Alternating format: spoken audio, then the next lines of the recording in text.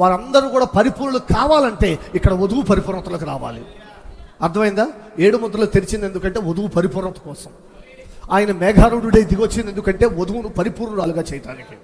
అర్థమైందా? వర్తమానాన్ని తీసుకొచ్చింది ఎందుకంటే ఆమె పరిపూర్ణాలు కావాలని. హల్లెలూయా. ఇప్పుడు ఈ సంఘాన్ని చూడండి. సంఘము చిన్నదై తక్కువ సంఖ్యలో ఉండొచ్చు, తక్కువ సంఖ్యలోకి వచ్చును. సంఘం ఏం చేస్తుంది? ఎత్తబడే సంఘం పిరమిడ్ ఎలా ఉంది? కింద చాలా వెడల్పుగా ఉంది. తర్వాత వెళ్ళే కొద్దిగా ఏమవుతుంది? ఇక్కడ ప్రవక్త ఏమంటాడంటే అది మొత్తము దానికన్నాను పదునైనదిగా ఉండును. అది ఒక సూది చివరి భాగానికి వస్తుంది. ఎట్లా వస్తుంది? ఆ పెన్సిల్ యొక్క ముళ్ళు సూది చివర ఎలా ఉంటుందో, ఆ సూదికి చివర పెన్సిల్కి ముళ్ళు ఎలా ఉంటుందో చివర, ఆ విధంగా ఆ చివరకు వస్తుంది. ఈ చివరికి వచ్చేసరికి ఇక్కడ చాలా మంది సభ్యులు ఉన్నారు. విశ్వాసం నుండి సద్గుణంలోకి వెళ్ళేసరికి కొద్దిమంది పడిపోయారు. సద్గుణంలో నుంచి జ్ఞానంకి వెళ్ళేసరికి, ఆశా నిగ్రహానికి వెళ్ళి కొద్దిగా, సహోదర ప్రేమ దగ్గరికి వచ్చేసరికి ఇంతే.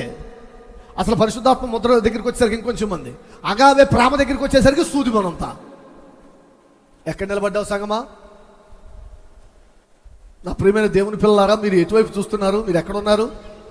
ఆయన జల్లించే కాలంలోనే ఉన్నామా? తూర్పారబట్టే కాలంలో ఉన్నామా?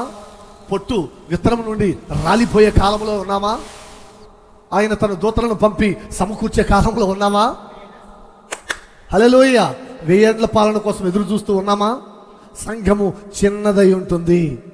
చూడండి, అది సూది చివరి భాగానికి వచ్చింది. చివరి భాగానికి వచ్చింది. కొద్ది సంఖ్యలో ఉండు సంఘం తన స్థానానికి రావాలి. సంఘం కొద్ది సంఖ్యలో, ఇది విడిచిపెట్టబడిన అదే పరిచర్యగా ఉంటుంది. అది వచ్చుతున్నది. ఏ పరిచర్య విడిచిపెట్టబడిందంటే తలరాయి యొక్క పరిచర్య. మూలరాయి ఎవరు? పునాది రాయి ఎవరు? క్రీస్తే. ఈ పునాది రాయి, మూలరాయి, తలరాయి మొత్తం ఒకటే. వేయబడినటువంటి గోధుమ గింజ ఎవరు? ప్రభువైన యేసుక్రీస్తు. ఇప్పుడు తలరాయి ఎవరు? ప్రభువైన యేసుక్రీస్తు. ఇప్పుడు వచ్చే గోధుమ గింజలు ఎవరు? క్రీస్తే. అందుకే కదా శ్రీమతి యేసు, శ్రీమతి కృప. అర్థమైందా? ఇప్పుడు ఆమె నీకో పేరు నాకో పేరు కాదు, ఆమె యేసును ధరించుకుంటుంది. శ్రీమతి యేసు.